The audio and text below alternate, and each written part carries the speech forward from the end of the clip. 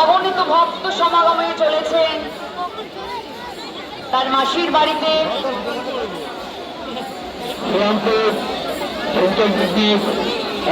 পক্ষ থেকে প্রত্যেক দর্শনার্থীকে আমাদের শুভেচ্ছা অভিনন্দন। শ্রী জগন্নাথের দেবের অনুষ্ঠানে রক্ষা পদার্পণ করেছে।